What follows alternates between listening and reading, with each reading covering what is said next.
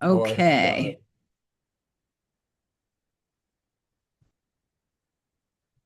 All right.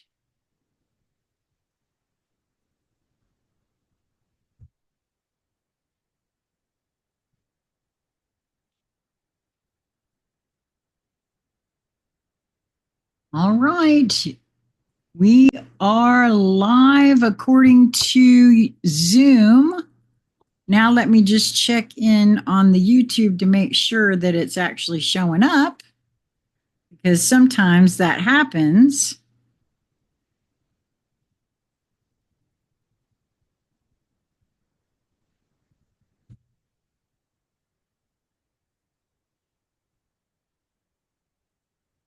There we are. Yep.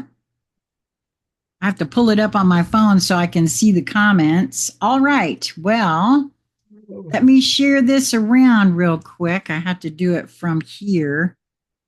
How do I look? How's my hair, Sheila? Is it Oh, good? your hair looks fine, honey. I should have shaved. I wasn't sure what I was supposed to wear tonight. I was thinking about a suit, but then I've been working all day, and You're then I'm so funny. You free. are so funny. I listen, I'm just tickled pink that you're actually here. So, um for anybody who's new to uh my channel, okay. So, this is Jason Gray, the author that I have been recording, and I'm so grateful that you are here this evening. This is our first time to chat. Now I got to get back to YouTube so I can make sure I can see the live chat. Okay. So now anyone on my Facebook page, along with those who are have the notifications set, see the only problem with that sometimes, Jason, is I have been notified by a couple of folks that they don't get the notifications. And so it just depends on how YouTube wants to be. You know what I mean? So I do see that we have at least two people that are watching from at least from what I see here. So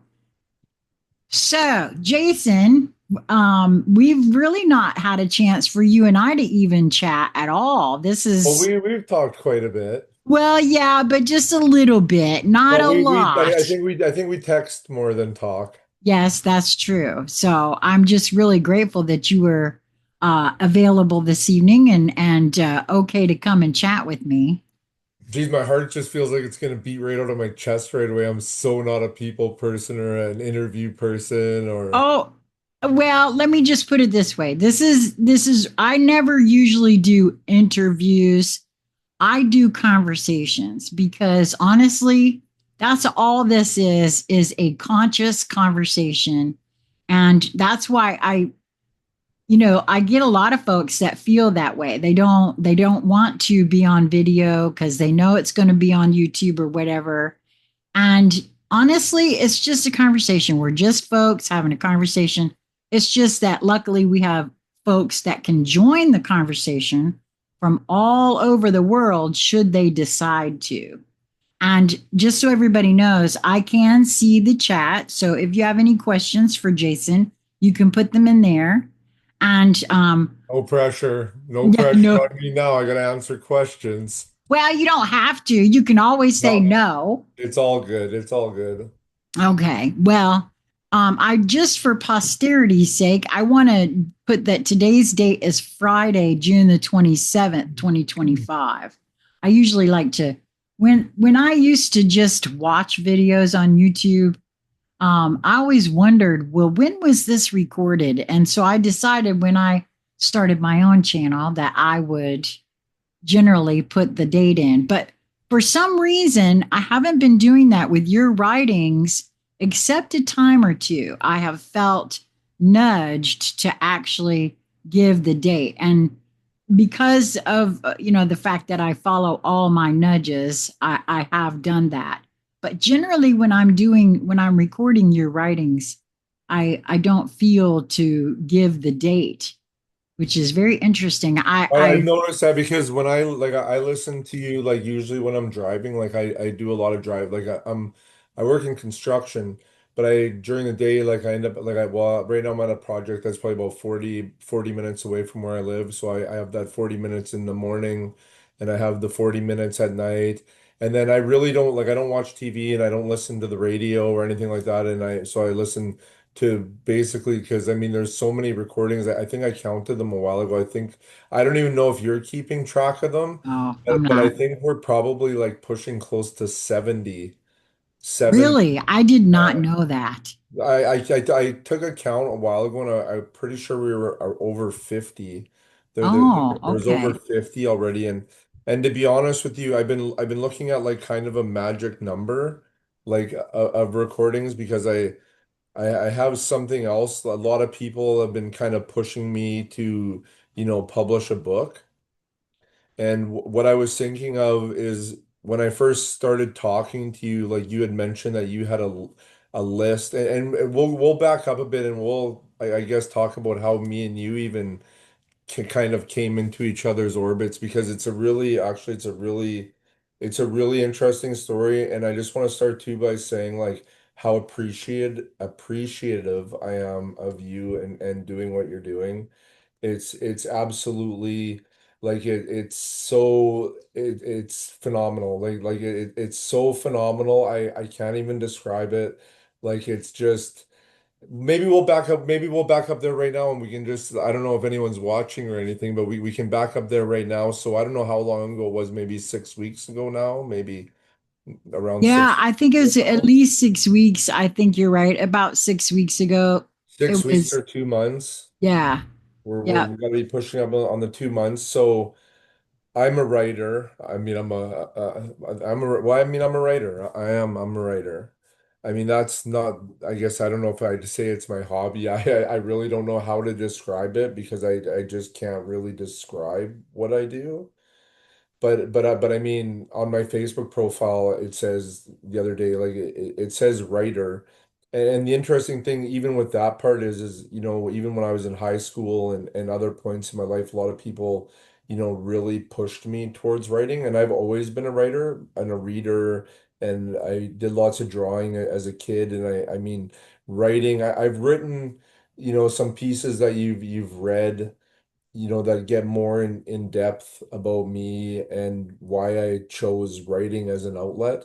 I mean, at some point, writing turned into something else that almost killed me at one point in my life. But now I'm 50. I'm almost 51, and it's back. And I'm grateful for it. And sometimes I think it's honestly it's a curse. And because the amount of content that I can produce in a day, like you even say yourself, you can't keep up. Try being me But I because bet. No, I can. try being me. Like this is already my notes I have like just from the 2 minutes we've been on the video here or whatever. But so maybe I'll back up a little bit even further. So I always had this idea in my head that I wanted to write a book. And I've started this book. I probably first started writing down titles to the book maybe at around 12, maybe a little bit later. And then there was a time, probably when I was around 16, that I really was set on a title of a book. I was going to call it The Autobiography of an Unknown Teenager was my title. And I always started it off, the first paragraph is it all started on this, beautiful autumn day in September of 1974 in the city of Bridges in Saskatoon, Saskatchewan, Canada. I'm a Canadian.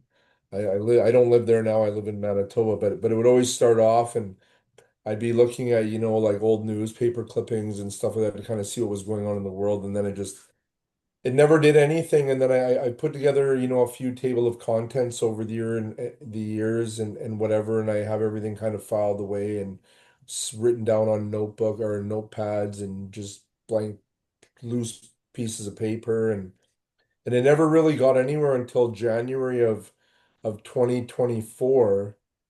January 1st of 2024. I don't know what happened to me that day.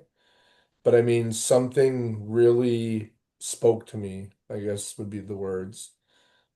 And I said to myself, or something said to me, that I was going to be writing every day for the next 365 days straight. And I really didn't think I could pull it off. And I mean, it's a real big undertaking, I guess. It's a very mentally draining, uh, mentally exhausting undertaking. But I started, and just everything started pouring out of me that I'd been kind of saving in my mind since my earliest recollections. And it just started coming. And then once it started coming, then it like turned up the dial a little bit. It starts at like one, slow.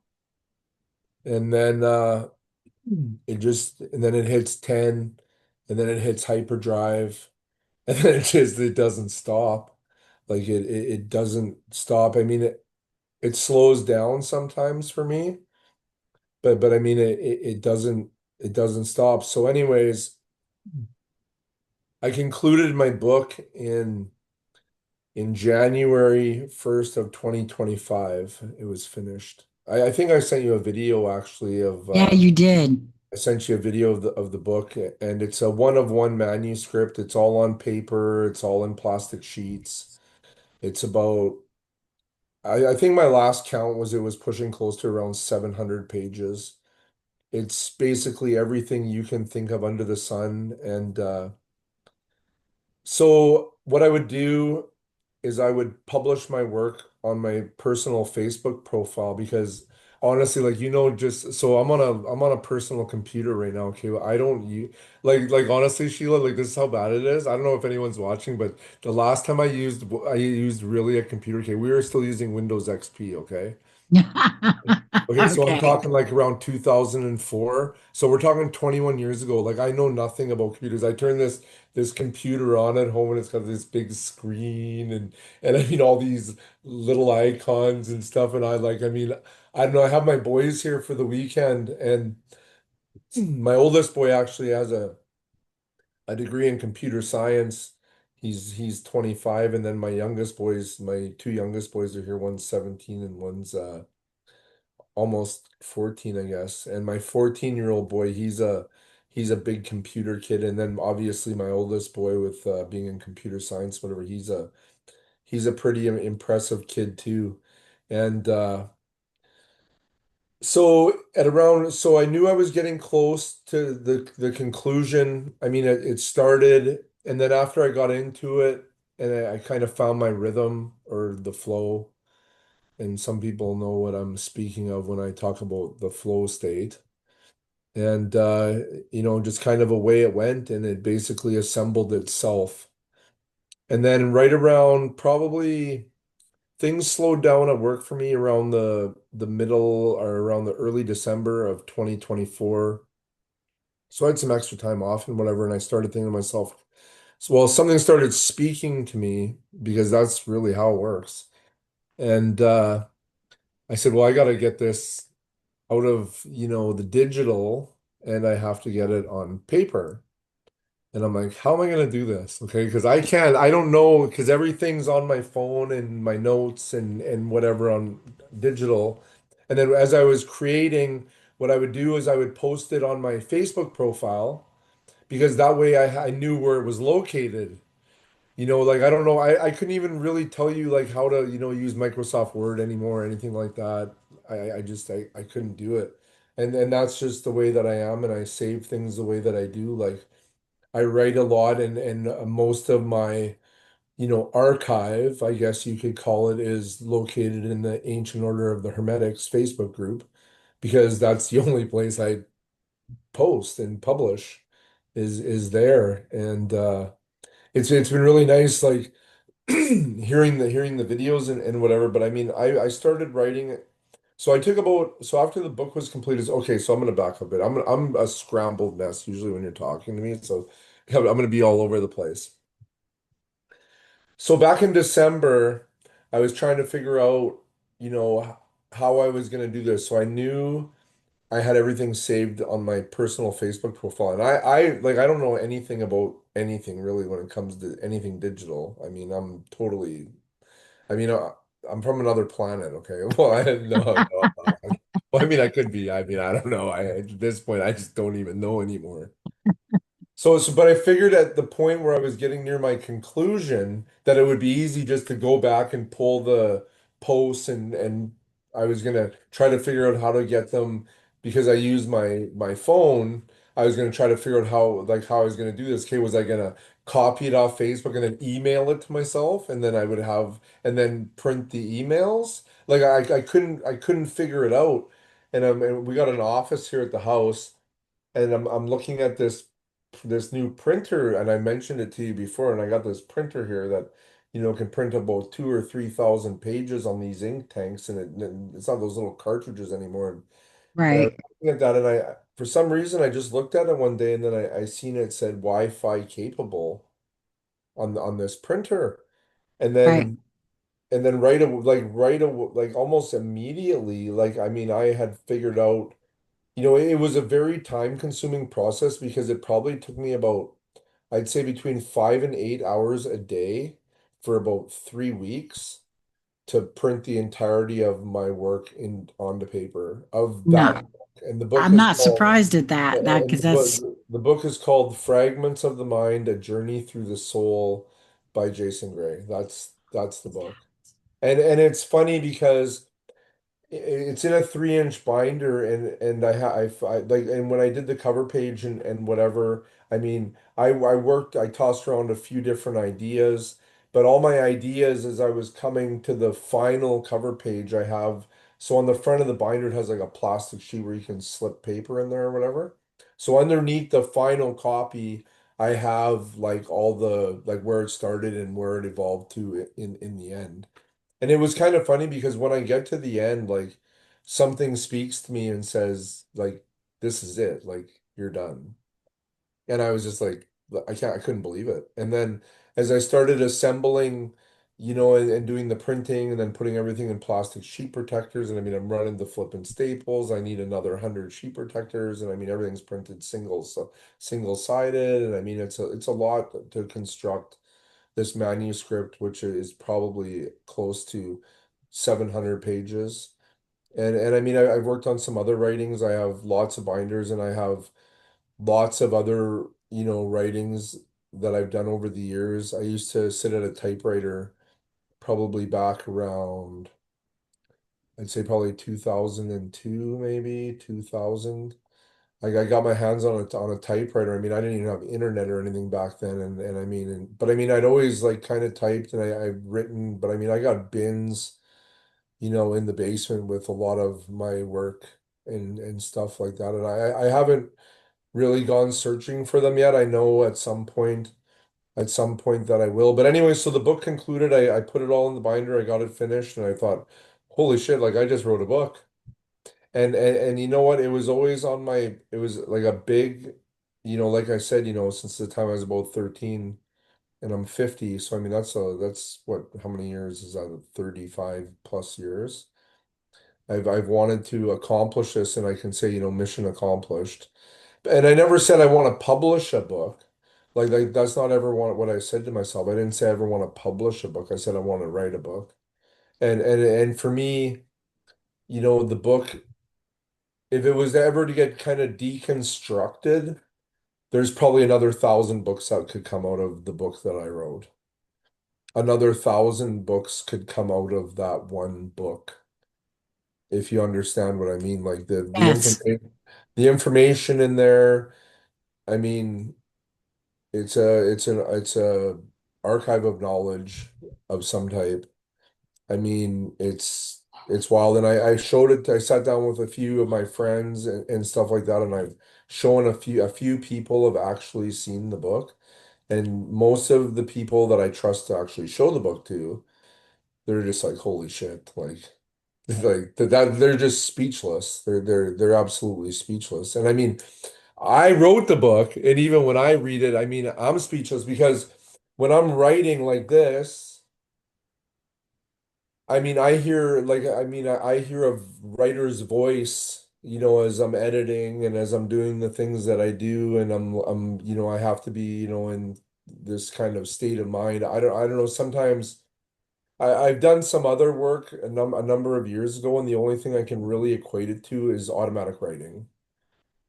And I'm sure you're well aware of what automatic writing is. And Yeah. there was a time where I would say that, and I would say, "Oh my God, if I ever said this out loud, people would think I'm flipping crazy." But I'm at the point in my life now, I just don't care anymore. Like, Good for you, because I feel the just same way. I don't care anymore. I mean, am I a clairvoyant? I mean, I really don't know.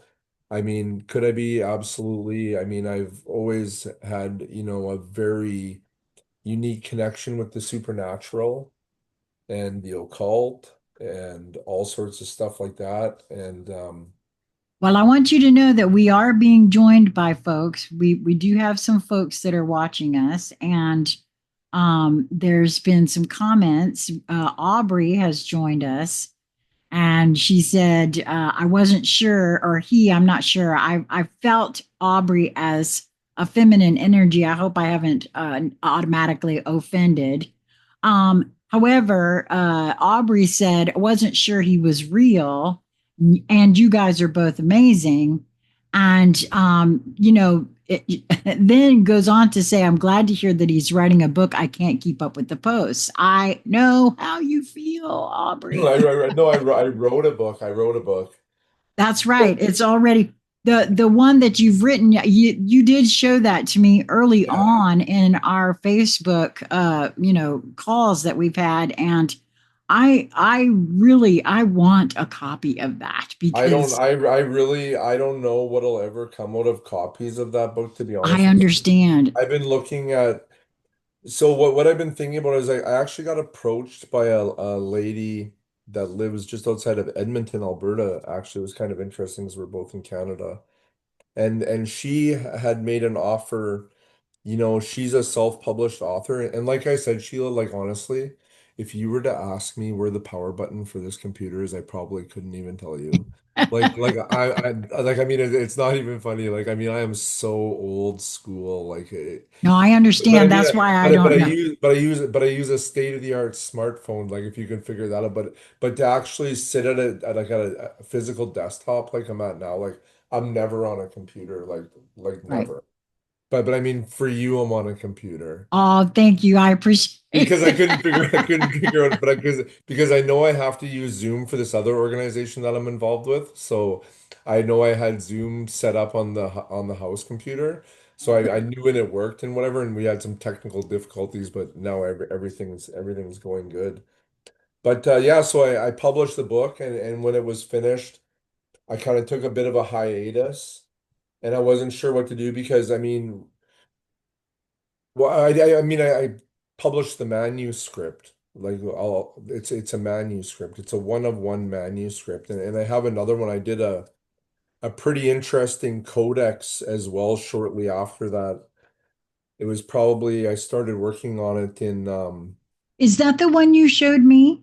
that probably I thought so because I that's the one and even though I did, you just gave me a very brief look in the recording that you sent me. I feel there are just like with your what your words do for me. There are activations. I don't know what else to call them. I'm going to call them activations. That's why I said to you, I want a copy of that because I feel something in it, is what I'm saying. well, you want to know, like, absolutely there's something in it because everything I'm doing now originated from that. And the other real interesting thing is I can go back and look at timestamps of a lot of my stuff, and I can see where I was writing back last February, and I could see, like, I can look at a lot of I notice a lot of mimicry now, and I'm not sure exactly what is going on. I kind of have a bit of an idea, and but it's like wildfire. So I'll just go off topic here for a minute. So After about 2 or 3 months, I guess my writings were, and none of this matters to me, but I find it interesting is I guess they were being viewed around between 10 and 15,000 times in 30-day cycles. And I just checked about a week ago, and I think it was being viewed at around 700,000 times a week ago. And then it hit a million. And right now it's over 1.5 million in 28 days. So I mean, I don't really understand any of these statistics and whatever. It just my phone shoots this stuff off to me and whatever. But I mean, obviously, people are reading. I don't do this, to bolster my ego. I'm not in this for fame or fortune. I really couldn't tell you why I'm in this, to be honest with you, but I'm in it. And it's something that I have to do. Well, see, that's why, and I know what you mean by that because that is exactly why I asked you if you would mind. Normally, I don't ask when something is on the internet, freely available for anyone to find. I feel like, hey, it's free game. Anybody can look at it. I can record it, no big deal. But I felt I was nudged that and I promised when I started on the quest to get to the truth of who I am, and that's basically what I've done over the last 8 years. I promised myself that I would follow all of my nudges, even if I didn't understand what I was being asked to do.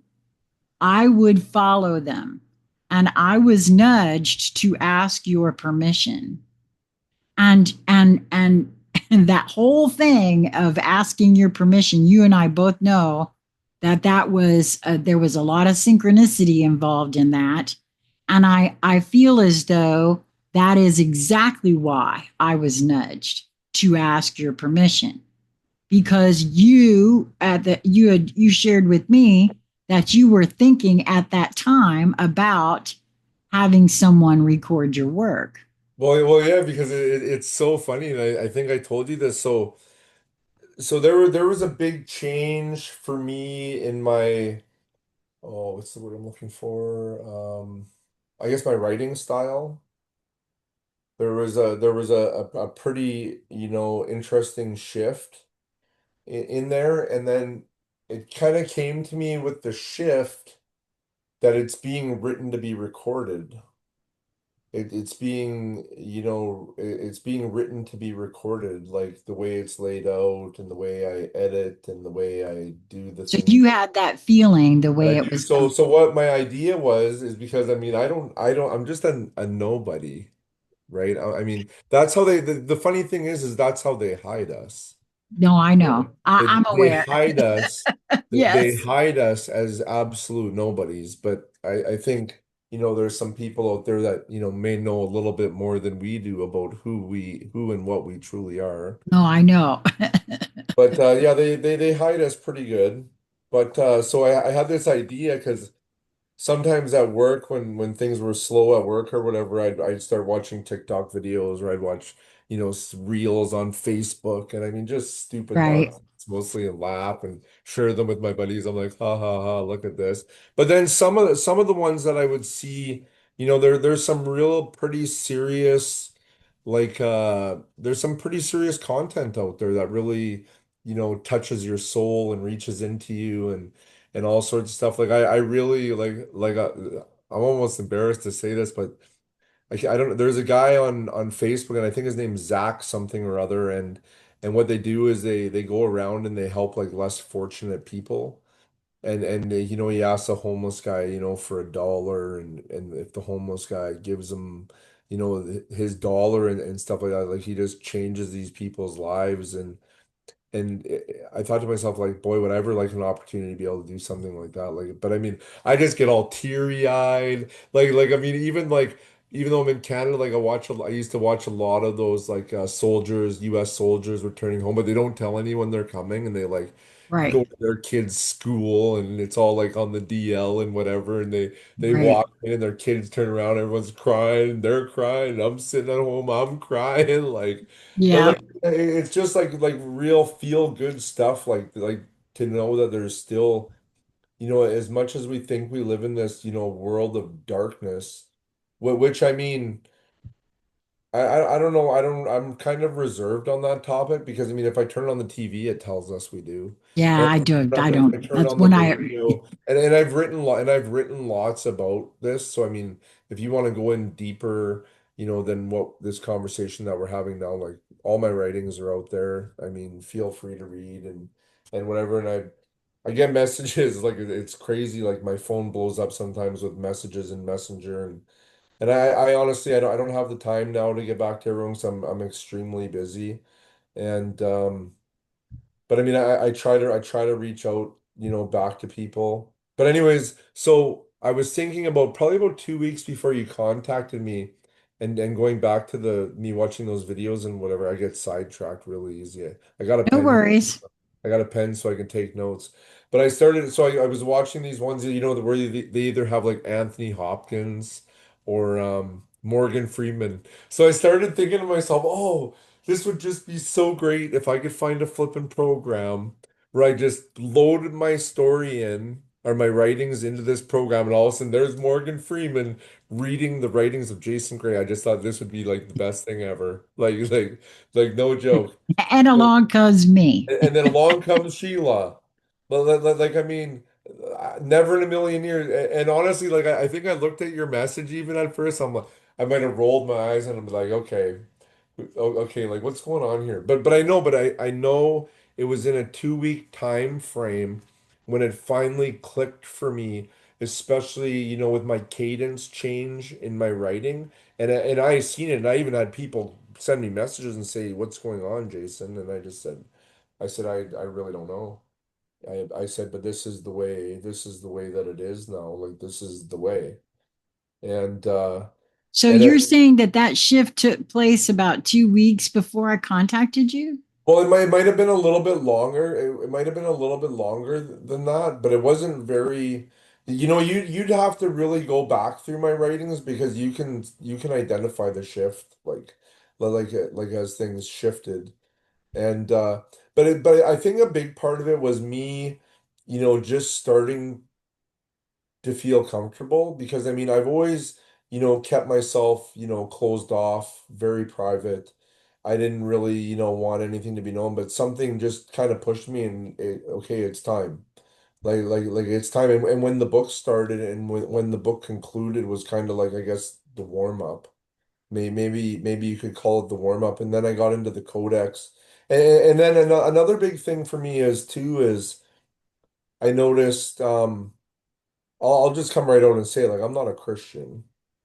Like I'm a human. I'm a human. And I believe, that there's one race and it's the human race. And I see a lot of problems in the world that if I was, running the world as God or whatever, which I'm not, I mean, things would be a lot different than what they are. Because I see a lot of, I have a lot of compassion, for the addicted, the broken, the homeless. I mean, the destitute, the hurt, the kids, I mean, all sorts of stuff like that. It crushes me, some of the stuff that I see, and there's no need for it whatsoever. Like there is no need. Like zero. I say in the city that I live in, we have an NHL team here. And for 4 tickets to go see an NHL game, just for 4 tickets, probably about $1,200.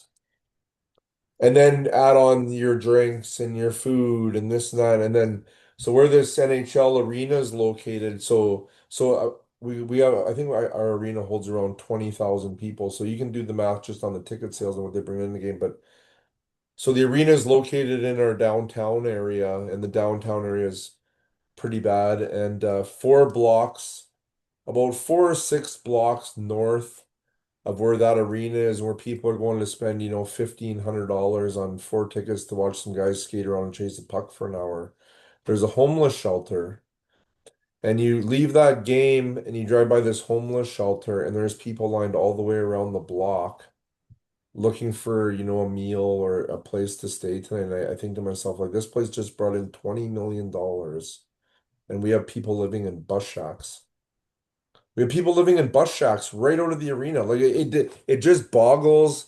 It just completely boggles my mind. And I know this is going off track, but I think I've done like quite a bit of writing on that. And I think to get to where that I am today, like I had to, venture into, I mean, a whole myriad of different places in my life. Like I mean, I speak from experience. Right. I write from experience. I don't, I didn't go to university and learn things out of a textbook. I lived it. I lived it. Right. And I mean, and I didn't have an easy life by any stretch of the imagination. There was a long time that I thought like I remember, for a series of years, like even saying like when I'd go to bed at night, I'm like, hey God, like just take me in my sleep. Like it was horrible. It was horrible. And today, where I am today, I mean, all of this is what brought me here. Yes. And I understand it, from a way deeper perspective. And then now I can kind of put the pen to paper and do the things that I do. And I've read lots of comments like it touches people like what I do. And you can tell, it's really interesting because I see a lot of people, attempting to copy the fire, I guess you could say. Well, I know that I know that I've heard others say some very similar things, Jason, and I have a very particular view of that. And actually, your writings, in my view, point to it. I'm a puzzle piece collector. Oh, so am I. I've been a puzzle piece collector all my life. And so for me, what I see is that, because I've seen this before, this is not something brand new that I'm seeing. I started suspecting it, uh, gosh, 5 years ago, 6 years ago. Every single one of us on this planet channel information. We get information from elsewhere, the larger part of ourselves, right?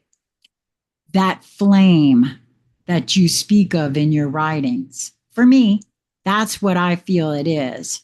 And because of everything else that you just spoke about, everything, every challenge, every hurt, everything that you've been through in your experiences creates an experiential filter in your being that channeled information comes through. So when you speak it, you are adept at allowing it to come through pretty unfiltered, but not everybody does. No, And, and I and agree with that. And the thing. right, and Oh, as flame, as flame, for me, I don't know that I'm speaking to it properly, but what I've seen is as people begin to remember, um, they pull it out of themselves in differing ways.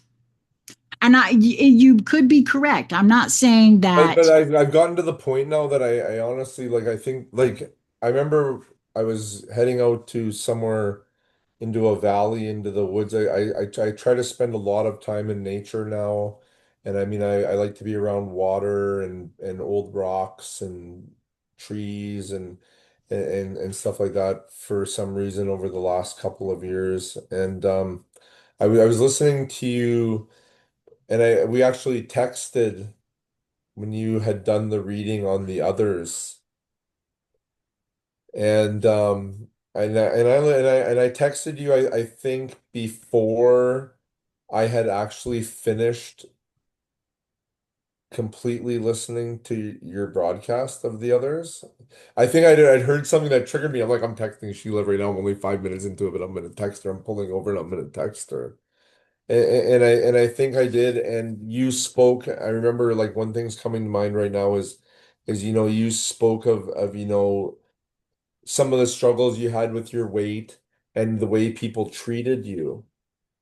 And I can say too, in my life and some of the struggles I had other struggles, but I mean, I could completely relate to the way that people treat you. But one thing I can say now, and I don't know if people will agree with me or not, but this is what I see.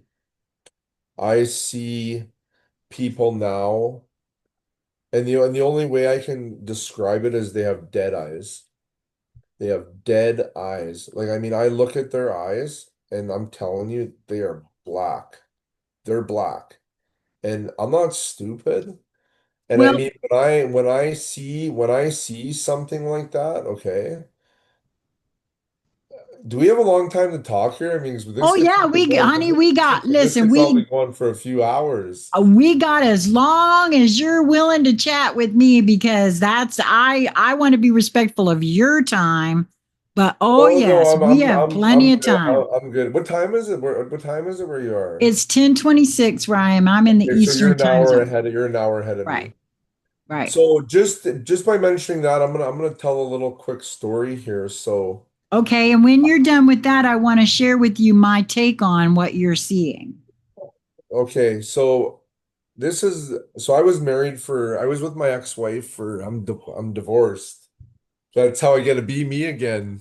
That's how I get to be me again. I was with my ex for I guess I was married for 22 years. I have three incredible boys with her.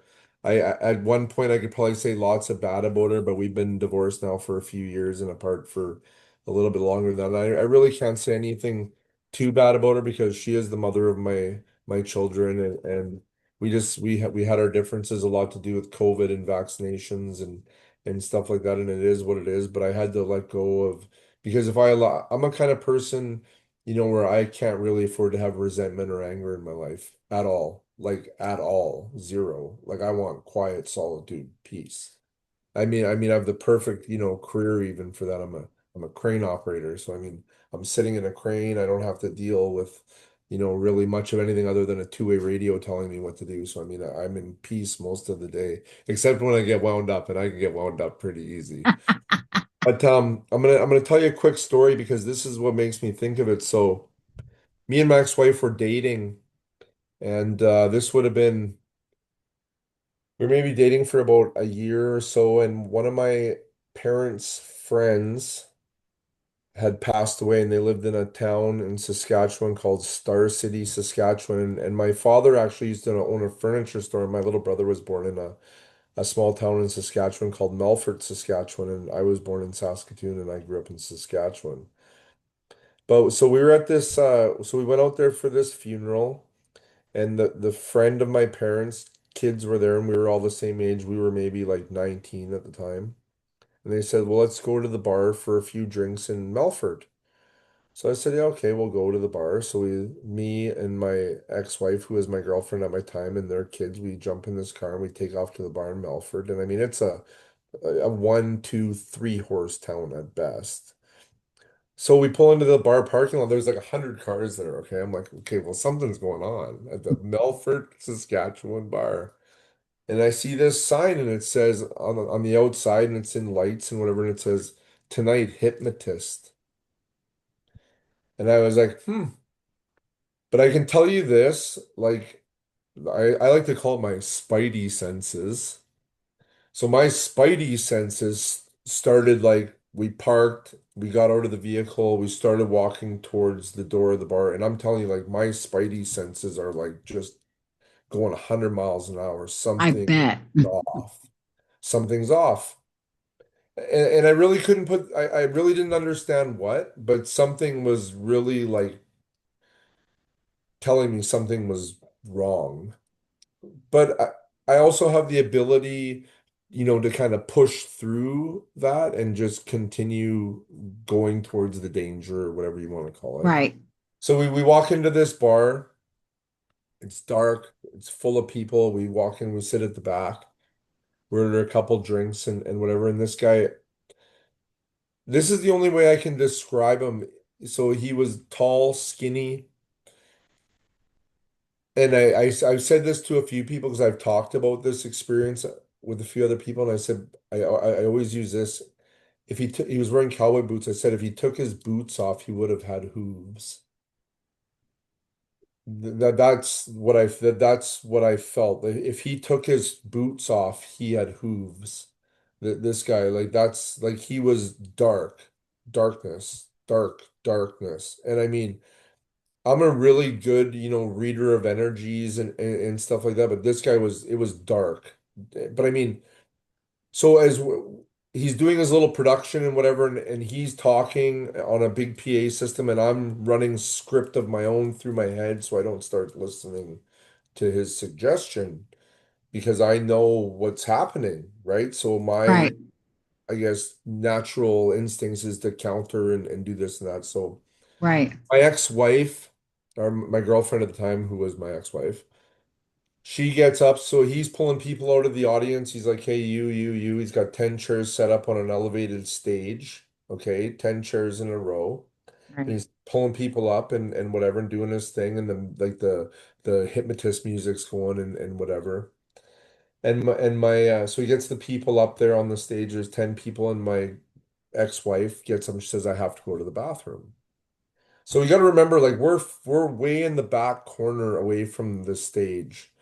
So I said, yeah, okay, whatever. I'm chatting with the people that I'm with and having a couple beers or whatever at the time. And she gets up and leaves to the bathroom, and he's doing his little thing on the stage. And then he says, 10, 9. Okay, he goes, I'm going to put you all to sleep or whatever the hypnotist does. He's like, okay, I'm going to count down from 10. And when I hit snap my fingers, you're all going to be out. So he's like, 10, 9, 8, 7, 6, 5, 4, 3, 2, 1, snaps his fingers.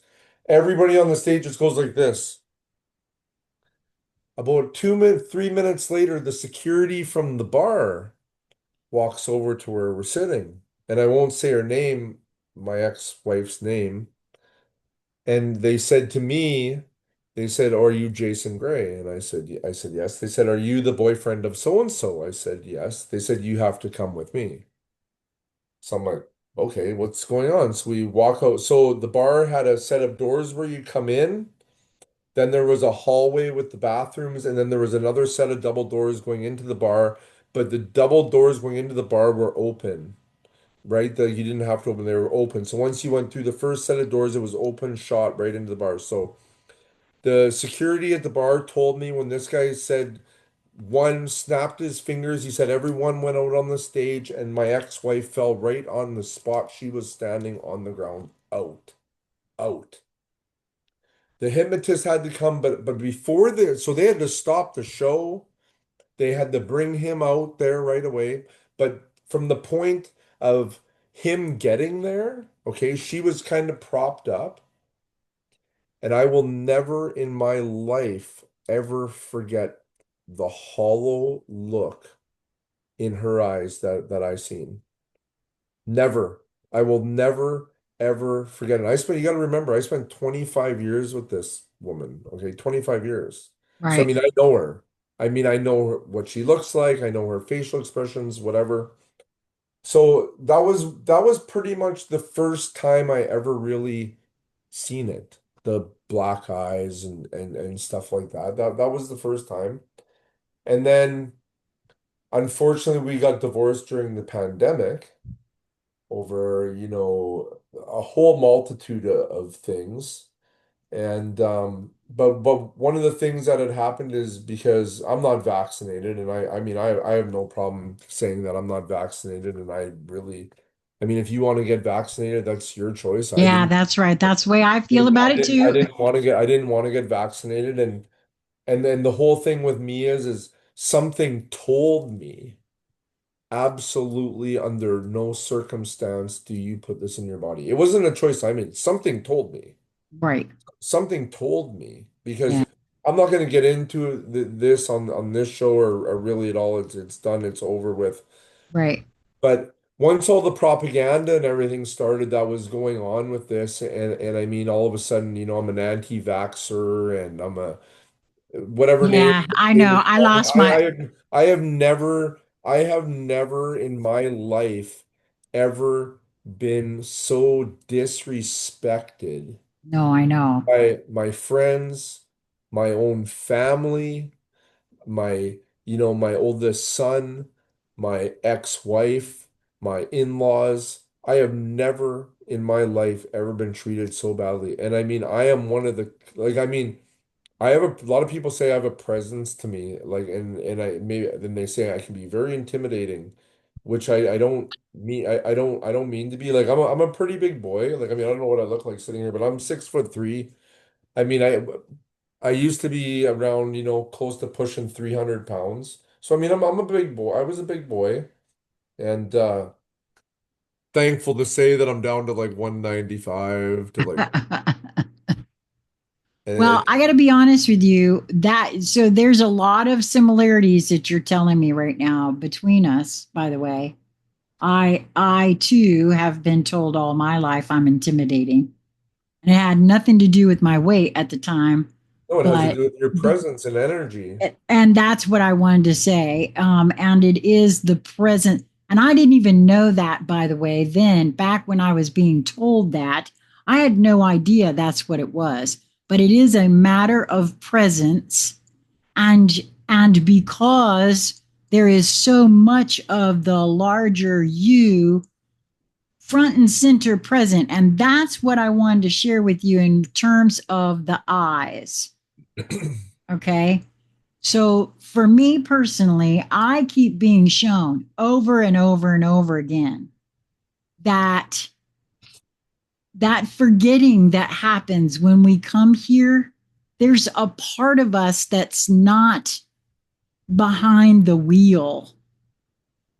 I'm not surprised that you experienced what you experienced, in particular with that being at that bar. And for me, what I know is that if one is not present in their body running the show, there's all kind of other energy that's all too happy to run that Absolutely. Yeah. show. Yeah. No, no, absolutely. And I mean, I've had like, I mean, we could probably sit down for a few hours and just talk about supernatural encounters. Like, I mean, Right, I've had experiences with the supernatural ever since I can right, remember. And it took me it took me a great deal of time to finally, accept the fact that I'm connected to the supernatural. It took, and but the biggest thing is for me not to be afraid and for me to respect the supernatural. yes, Because whether it's dark or light, it all deserves respect. exactly, And it deserves equal respect. exactly. So when I was kind of afraid of it as a kid, right, as I'm starting, to dabble in the occult and the things that I was doing, because I mean that was what my interests were, I scared myself. And then once my so what happened with me basically is I went in almost into sleeper mode from the time I was 20 till I was around 45. Like I mean, I was still a little active but nothing like now. And Right, I was playing house, playing husband, playing father, playing work 9 to 5, playing slave, playing taxes, playing, the PTA, and even though I wasn't in the PTA, maybe the Boy Scouts or something would be a better example. But I mean, I was playing a role that never was me. right, It never was me, and it finally came to a head, obviously for a reason, and it led me back to, get back into the things that are me. Writing, I mean, writing is a big thing, being out in nature. I mean, I married a city girl. I mean, I grew up in farm fields and by the river, in Saskatchewan. I mean, I come from farming family and whatever. My dad wasn't a farmer. Well, actually, my dad was a farmer, But I mean, he was never like with us as kids on the farm. My dad left the farm around 18 and whatever. But I mean, I come from farming background, and I would go to my cousins' farms and spend summers out there, and I Right, mean, lay out in the fields at night and watch the stars and the whole nine yards. And my ex-wife come from the city. Like right. she's never had experiences like that, and she was a city person. So basically, I took, you know, everything that was me and I put it on a shelf for decades. I think that happens a lot, Jason, with a lot of folks. I know it did for me. It was only after my 28 and a half year marriage ended that I realized, oh, well, wait a minute. Of course it didn't work out. I don't even know who I am. How in the world did I expect anybody else to have any idea who I was if even I don't know? And that is why I started out on that quest to get to the bottom of just who am I? Who are we on the planet in general? Because those are the big questions that while we're playing slave and worker and husband and wife and mother, that we don't ask ourselves because A, we don't have time. B, those questions are generally never something that we are encouraged to ask. It's not part of the program that, we are all conditioned from the time we're little. Well, Uh, you're conditioned from the moment you open your eyes. Absolutely. And so there's really no one to blame because we've done it to each other for eons upon eons. However, it was at that time I started waking up to that fact. And now I so clearly see that that is exactly what the actual point is on the planet, but not everybody. And so I love the way my housemate refers to it.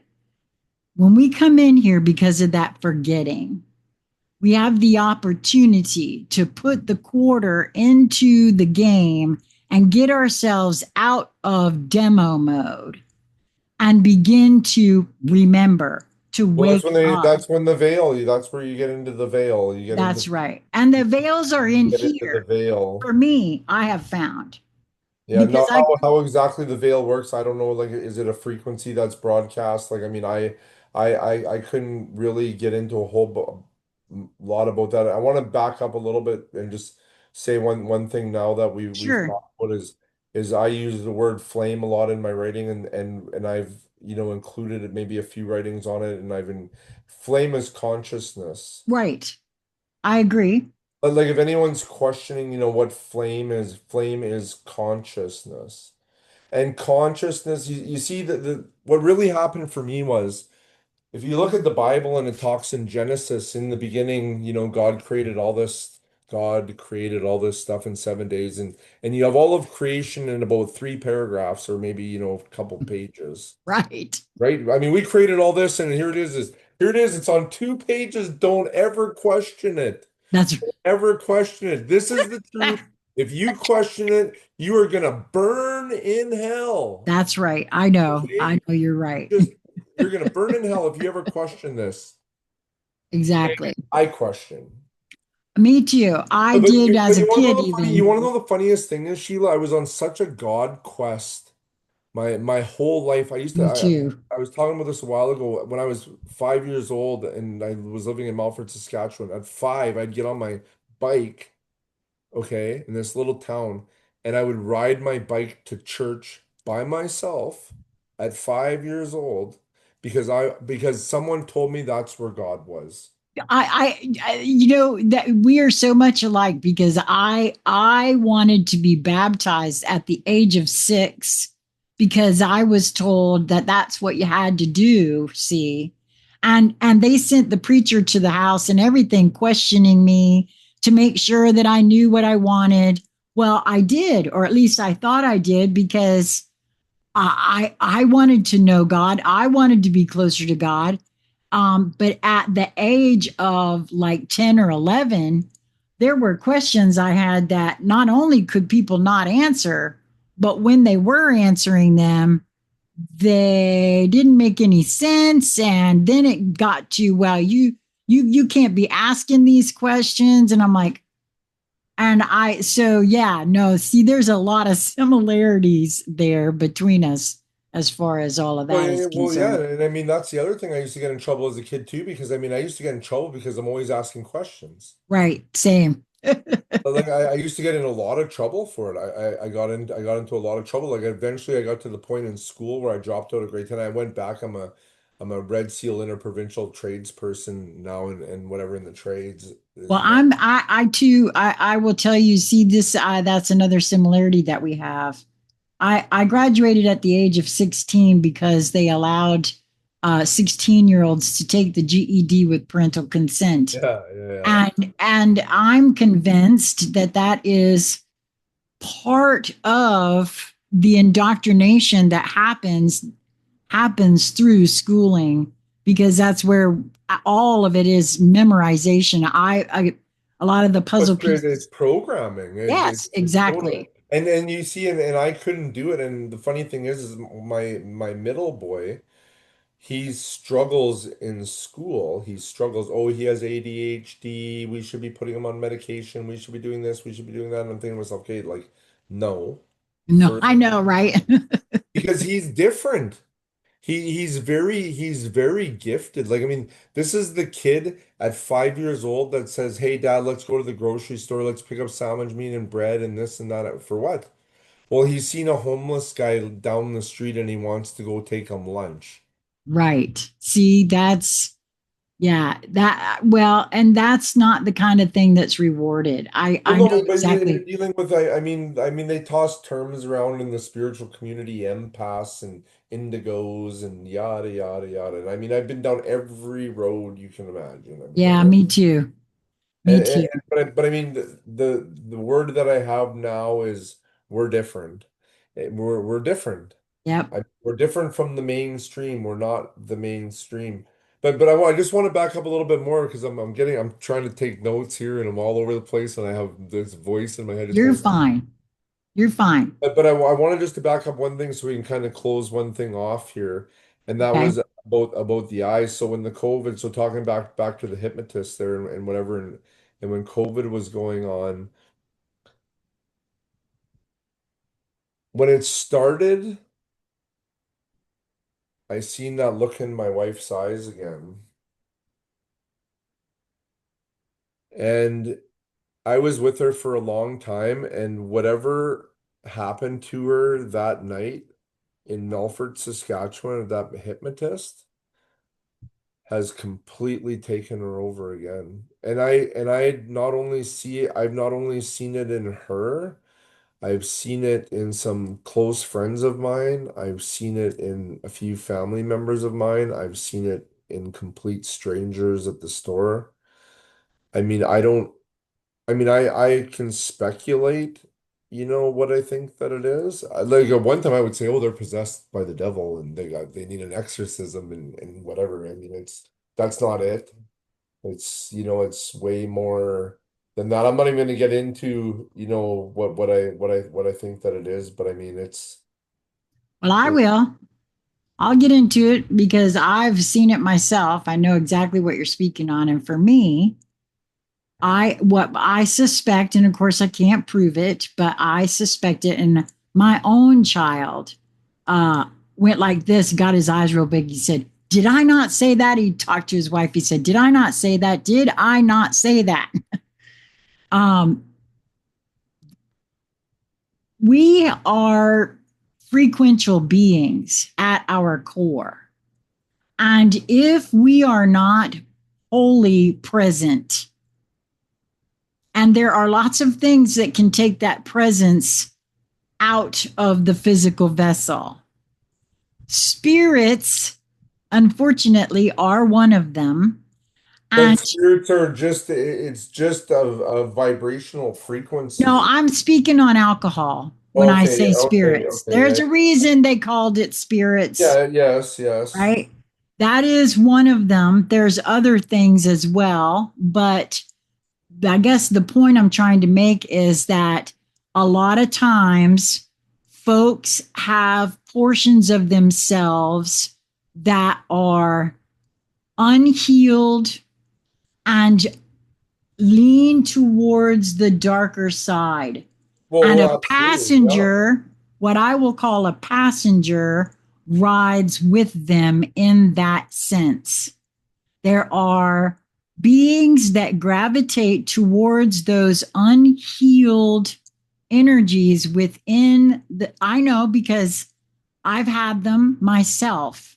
I'm speaking on my own personal experience, Yeah. not just what I suspect, but I know how I have behaved in my lifetime when I was operating from a wounded position. Yeah. And I know that something else was running my show. Yeah. Well, And it's the frequency that you tune yourself to. that's right. Like when you say spirits, like okay, so like I used to drink. I've done every drug imaginable under the sun. I've taken LSD at some points in my life, magic I have mushroom, too. Yes, I've done cocaine. all of I've that tried myself. DMT. I mean, the whole gamut of whatever. I mean, I have no shame in it. I'm 100% clean and sober today. I'm 100% Yep, clean. same. But one thing that I notice is when you say spirits, what that does is you pour this liquid into your body, and your body, runs at a certain frequency, whether you're eating, McDonald's every day, or you're eating Burger King, or you're eating healthy, or you're eating vegan, or you're eating this, everything you put into the vessel, I actually call it the meat suit. Okay. Yes, That's all it is. It's a meat suit that temporarily right. houses our energy. I Okay. feel the same way. And that's all it is. Like when they talk about the divine spark that enters us at the point of conception, I mean that's what they're talking about. That's right. I mean everyone has, different takes on it, right? I know exactly what that is. I mean Right. it's basically the gas in the tank. Right. And you get to run with it until the car breaks down, and then That's they put it right. in the scrap yard and whatever. But I mean, oh, my mind just like totally went flipping No blank. worries. No worries. I just I feel as though that is what happens.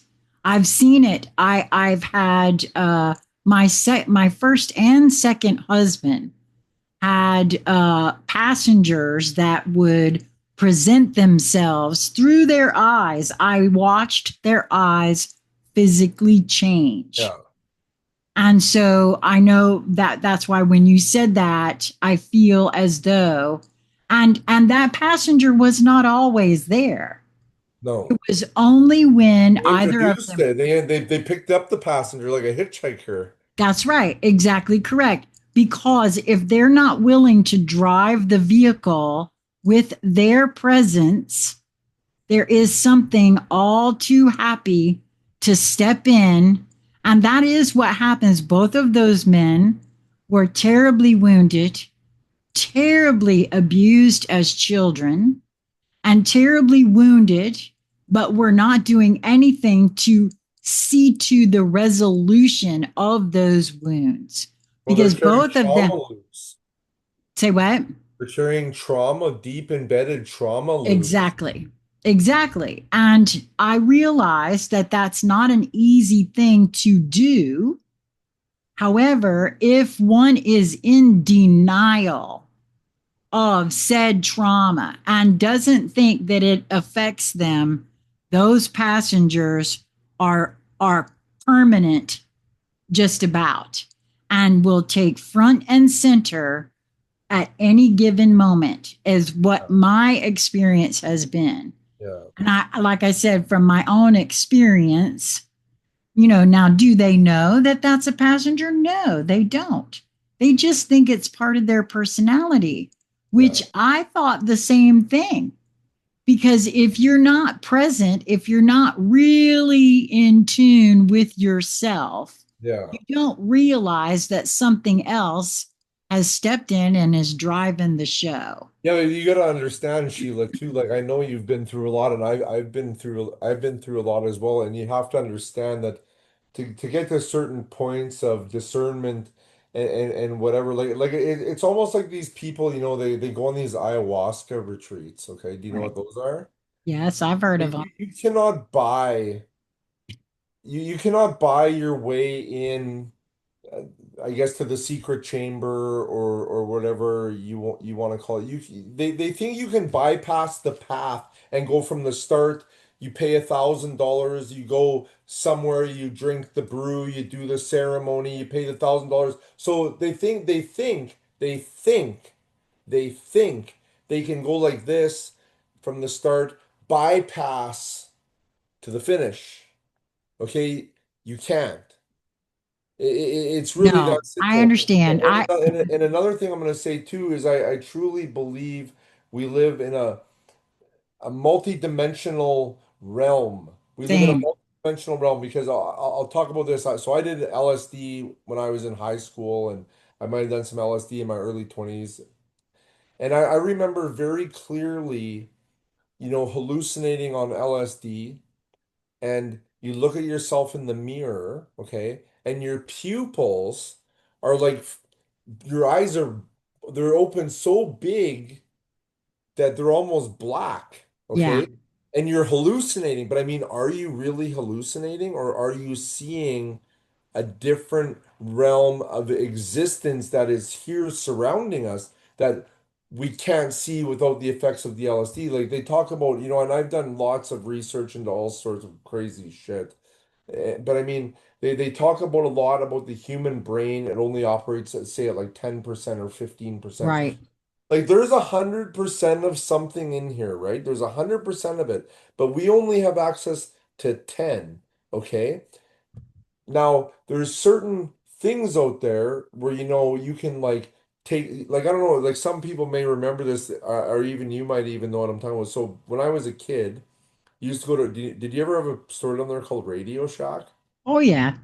So you'd buy these, so I mean, this is before video games and whatever. I mean, we still have two channels and rabbit ears on the TV with Right. balls on them and ever. Exactly. Farmer Vision. My dad's remote was, "Hey Jason, go change it to this to channel 2." That was the remote, right? But I Yeah. mean, you have these things where and I used to actually buy them, and they actually quite fascinated me as a kid. But you could build, you'd have all these wires on a circuit board, and it was like a box, and you could build like a transistor radio, or you could build something with this little speaker, and it would like chirp like a bird, like just like little projects, or you could build like a little AM radio with it, or whatever. So basically, that's how I think of the brain. And then what you can do is, certain things will take a wire from the 10%, okay, of that they say we use. I don't know what the exact number is, but they say we use a very low percentage. Right. I think it's about 10 is what they say. So there's things out there where you can take basically a wire, you wire it into the 10%, right? Now you consume a substance, right? And you take that wire from the 10% and you plug it in at the 74% or the 90% or the 30% or the 55 or 53.5%. You get a different, every time you plug it into a different spot, you get a different response. Right. So people are, and a lot of that has to do with your vibrational frequency. And I mean, I used to smoke tons of weed. I used to swear I was gonna smoke weed till the day I died. Okay. I used to swear this. I am gonna smoke weed until the day I die. So I can look at things from a weed smoking perspective and from a 100% stone cold, clean, and sober perspective. And the one thing that I noticed about the marijuana, and people can disagree with me all they want, because the people that, I'll tell you this right now, the people that disagree with me, they can never get themselves sober long enough and clean long enough to prove what I'm saying is wrong. Okay, they can't. They, they, Okay. they, they they can't go a year without the weed. They can maybe go a few days here and there or whatever. Okay, I'm talking long term, clean and sober. Okay, because the longer term clean and sober, the marijuana lowers your vibrational frequency, which puts you into different modes of thinking, and you think, oh, you're all enlightened. Let's listen to some Bob Marley on the beach and whatever. Sing Kumbaya by the campfire, and we'll talk about enlightenment and whatever. It's all bullshit. It is. I mean, Right. it totally is.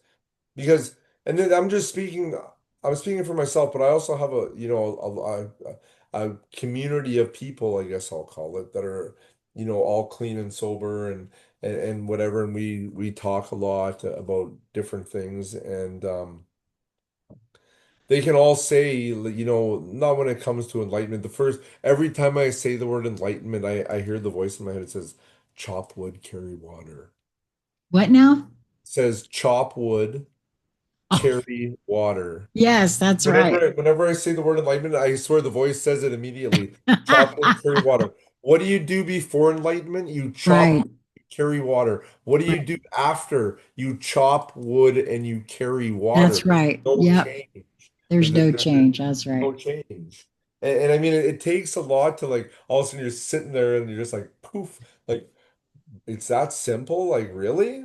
Well, that's what I told you. That's one of the reasons why I've not really been all that popular in the spiritual community because I have my own take on all of that as well with because it feels as though not just that bypassing, but it's also, but see, I understand what happens when folks start seeking and you're still seeking from the outside that it's real easy to get led off over here because we think that's what enlightenment actually is. Well, I And mean, and I for think me it's certainly not. there's different phases of enlightenment. There's the Yes. $999 one-day phase at the tree retreat. Then there's the $5,000 3-day phase of enlightenment at the other retreat. Then there's the $10,000 phase of enlightenment in the jungle in the Cambodian rainforest retreat. A sense of enlightenment. Because every time I hear these words and I see this is what I see. Money, I money, know. No, I know. I feel the same way, but that's what I'm trying to this say. this That's is not the not way about to it money. though. This enlightenment and this knowledge and whatever has nothing to do with money. And No, you that's right. cannot buy it. You cannot buy it. I don't care who wants to come and challenge me. Come. That's Thank you. I Come feel and the same challenge me. way. I feel Come the and same challenge way. me. Because this is not something that can be sold and bought. No. And don't get me wrong, though. I understand people have to make a living. Oh no, I get you. I feel the same way. I do. I understand And I'm the too. same way too. And if someone come up to me one day and said, "Okay, Jason, we've heard about this book that you want to publish, whatever," because another thing with the book is too. So when the book was completed, I sent off some samples because I started researching like publishing and this and that. Because I mean, we're from the same generations or whatever. Like there was a time where Right. a writer was paid by a publisher to produce work. And I Right. mean there still is now with agents, but it's nothing like it used to be. Like it's No, nothing. that's So right. so I figured I still think with my old school mentality. So I'm gonna look up, some printing places that do like indie books and whatever and stuff like that, and it says, oh, submit here a sample of your work. And I'd sent out some emails and I sent out some letters and I sent out little snippets of my manuscript and whatever, and all of a sudden I started getting a few responses, and I was like, holy shit, like this is gonna happen. Like I can't believe how fast this is. I've showed it to my friends. They're like, oh my God, Jason, this needs to be published. And I sent it to a publisher. Now they're sending me emails back, oh my God, Jason, we want to talk to you. And then I start talking to them. They say, I'll tell you what, Jason, here's what we'll do. We'll publish your book. You open your checkbook and send us a check for $50,000 and we'll publish your book. Oh, you're joking me. No, no, no. Me open my checkbook and send them a check and they will publish my book. Well, no shit. God, No no, shit. no. No, but I mean that's the way that it works. That's the way that things are now today. Yeah, Like, I know. I don't And know then, what then, the hell and happened, then but there's here's my other big mistake, Sheila. The other big mistake with my book is I'm still I wish I had a book. I have tons and tons of books here. Like I'm such an avid reader, but I mean, I have tons of books, but I wanted to, so it's in a manuscript form, okay? And like I said when we started this whole thing tonight, okay, I can't even turn on the computer. Okay, I can't.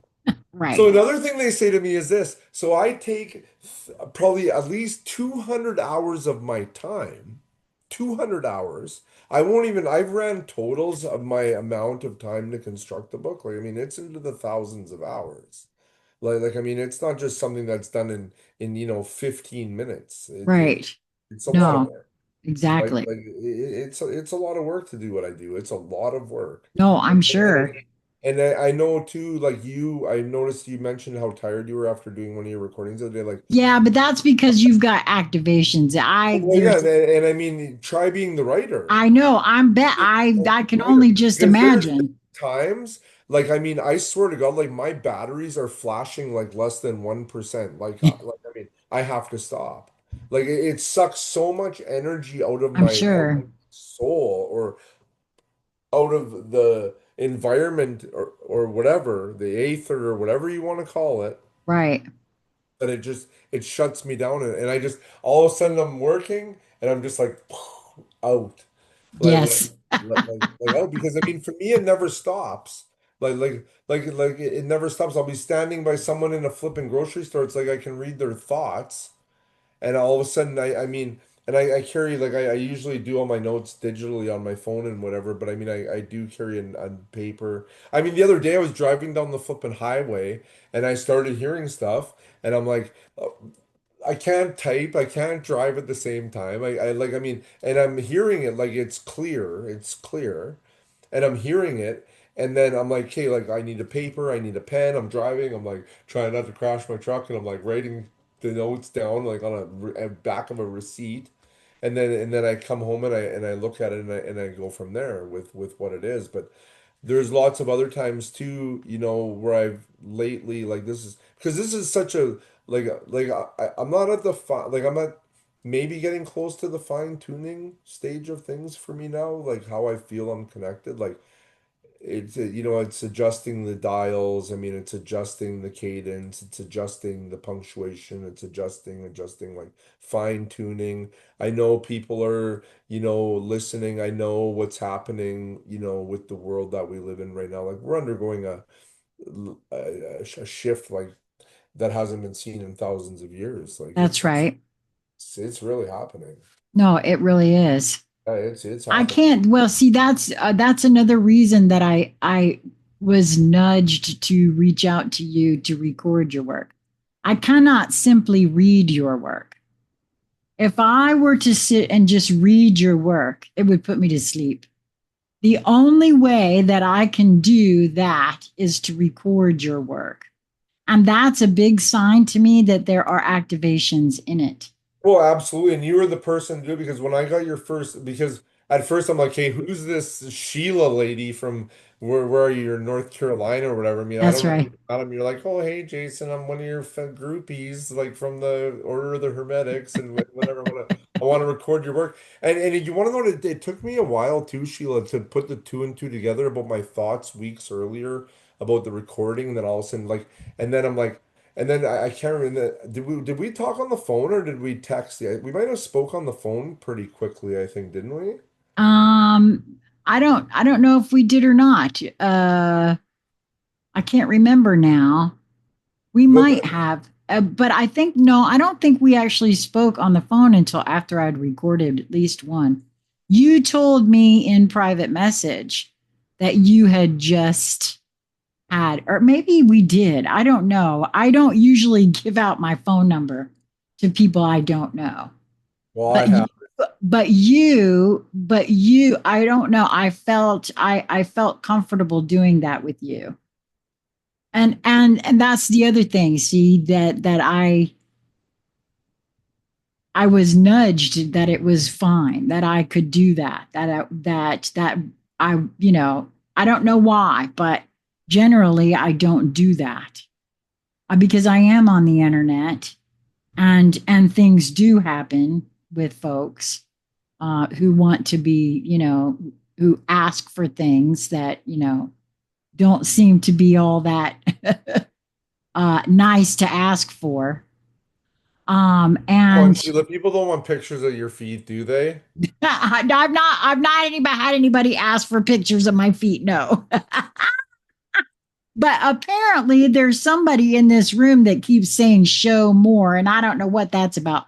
While we are at a lull here for a second, I want to share with you a couple of comments that have come in. Aubrey said he is so interesting, not sure what the other people on here are talking about, kind of creepy. That's what she was talking about with the guys that were asking for show more. And somebody said something about chest size. I tend to ignore those kinds of comments. You can't kick those people out. Yes, but I generally don't because I wouldn't even hesitate for a second. well, I generally don't because it just doesn't, it's not, listen, here's the thing. Maybe No, their no, vibrational come up. no, No, you don't think no. so? Well, at any rate, Aubrey said, I worry about being shut down by the powers that be if you ask too many of the right questions. Well, that did happen to me, Aubrey. My first channel was taken completely offline. Julie Wise has joined us and she said, Jason, thank you for your work. I agree with Sheila in that it has changed me. I don't know how yet, but it has changed me. And Aubrey actually, I guess, had to go, said, thanks so much for what you guys are doing. Hope to find this again. I wish I could listen forever. Well, Aubrey, if you subscribe, you'll be able to come right back to it. You'll be able to find the channel. And um, trust me, there's plenty to come because when I see the title, that's the other thing with your work. When I see the title, I know I'm to record it.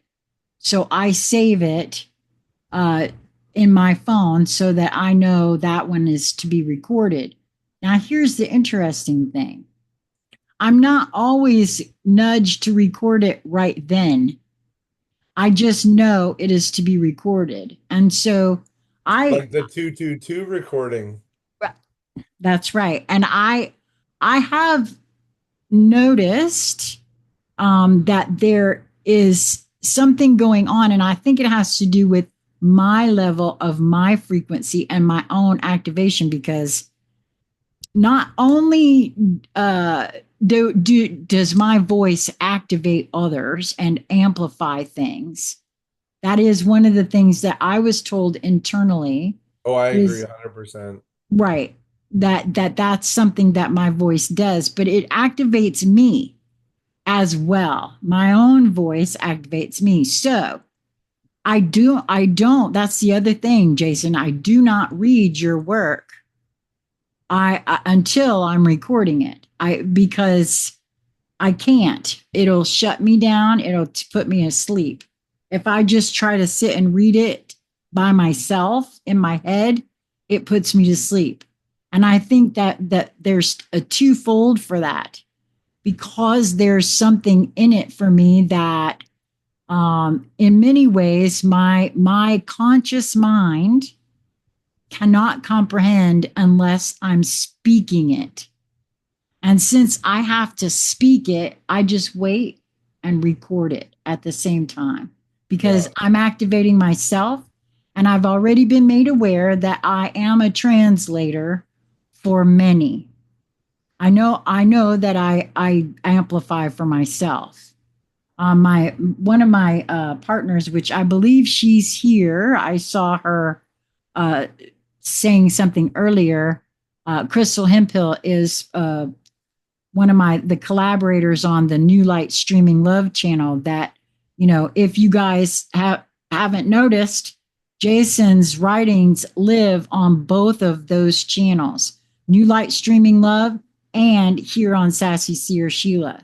And so I highly recommend that you're subscribed in both places. That way you won't miss a live, because I don't always do lives. I can't stream on both channels at once unless I'm doing it from StreamYard, and I can't use StreamYard and Zoom. I'm just not Well, able to do that. maybe sometime here soon, Sheila. Like I can see like a big set like big set and like those like what are those green The things green screen. that green screens and the whole 9 yards, like infomercials, like Well, I know because I've been oh, shown all of that myself, which is why the original channel was called Conscious Conversation Central, because it was supposed to be an entire network, is what I was told. That eventually, it is an entire network. well, It, that's what the it original is. channel was Yeah, named. but it is. You know, it's Yes, you're right. funny you mentioned that because I remember now with you talking about that, I was driving. I don't know where I was heading. I was on the highway going swimming in some obscure creek or river somewhere or something. I remember listening to you talk about how you had these, big ideas about being viral or going viral, and you told this to yourself and whatever. You know, the first thought that came to my head was, But it's not in your time. well, see, that's what I mean. But my inner guy, well, but see, I know with all of me that whole thing had to happen in just the way that it did. It's still Because happening. It's no, still I know, but happening. I'm just saying it the way that all of that went down for me went down to show me just what I said to you before. That is how everybody gets information and very well may misinterpret it or interpret it in varying different ways, because my guidance was not wrong. Just because my name is Corona, I thought I was going viral on my little YouTube channel. Yeah. Yeah, yeah. But that is not what I got, because in 2017, nobody could have known that coronavirus actually was going to go viral in 2020. Yeah. I got that information, but I thought it was me. Yeah. My little ego thought it was me, not that there was going to be some virus with my last name. And so I also feel with all of me that that was an important thing for to have happened to me, because it let me also know that from what I was being shown, because I keep being shown this same exact thing. A lot of people are getting the same information. They are remembering things, and it's coming through the experiential filter, and it comes through the distortions and the programming and the conditioning, because we all had it. And I agree with you, but the one problem that we have now, and I wrote something today. I can't remember the name of it. It's called like the final goodbye or something like that. As we're as we're undergoing this. Well, I'll just call it what it is. It's a reset. It's Yeah. it's a reset, and it's happening, and it's coming. It's a reset. Oh yeah. No, I know. And I I'm know not going to that's true. say, Klaus Schwab and the WEF is behind it. It's way above that. It's way No, above. I know. Like That's what I'm saying. I'm going to tell you a quick story here, and then I got to run. So this is Okay. the story. But let me just ask you this before you tell your story. You will come back and do this with me again, yes? Yeah, I'm sure we can talk. I mean, it took you a while. Okay. I'm sure. Yeah, because I think we definitely have more stuff to talk about. Like it's good for me, to get on here because I think a lot of people have doubts that I'm even real. And I'll tell you this, Well, real. obviously, because somebody did say that. I'm as real as the day is long. The real deal. I'm the No, I know you are. That's and what, well, that's what I think it was Aubrey said. I think it was Aubrey. Aubrey, didn't you say that you were wondering if he was real? Somebody said very early on that they were wondering if you were real. Yep, it was Aubrey. so I'm gonna tell you a quick little story here, and then I'm gonna run. But yeah, Okay. we'll do this again at some point because there's still a lot of stuff that I think that should be discussed that I Okay. I don't have a problem with discussing. I mean, for anyone that's been following my writings, like I think since February in my latest, archival depository, which is a Facebook group, I think I probably have something around 800 pieces in there now, maybe close. I know that the Facebook there gives a count of, number of published items. Well, and if anybody here is not familiar, Jason, I have said it a time or two in the recordings that I do on the playlist on both New Light Streaming Love and on Sassy Seer Sheila. In the description of the playlist is a link to the ancient hermetics. That The ancient order of the Hermetics. right? I'll do two stories. Okay, I'll do two stories. So Okay, I'm gonna quickly run down the story of how I even got involved with the ancient order of the Hermetics quickly. okay, So I had been doing some reading and some researching, and I came across this Facebook group, and I kind of peered in there, and I seen a lot of me in there, I guess, kind of, or things that I could relate to.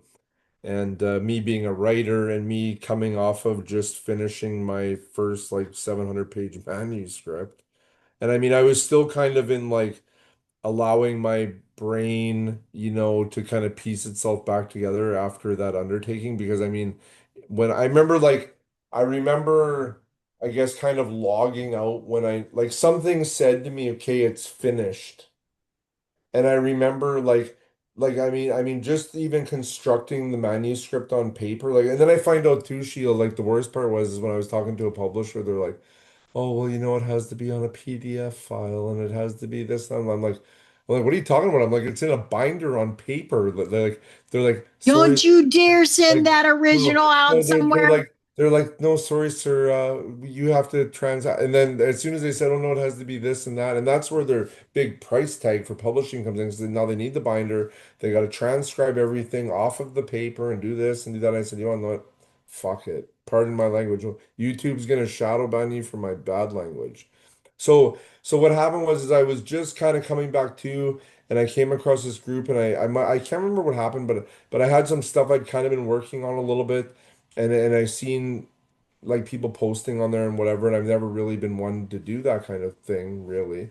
I mean, other than on my own personal stuff, because I've always kept like the writing side of me like very confidential, I guess would be maybe the word, or private.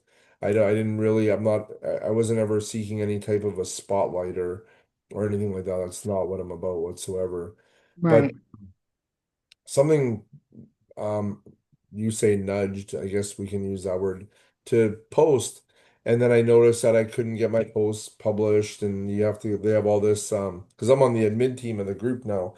And it's funny because the groups, I think it's pushing around 700,000 members or something like that. So I mean, there's 700,000 people there. So just Right. imagine going into a room and there's a building and there's 700,000 people. Like there's a lot.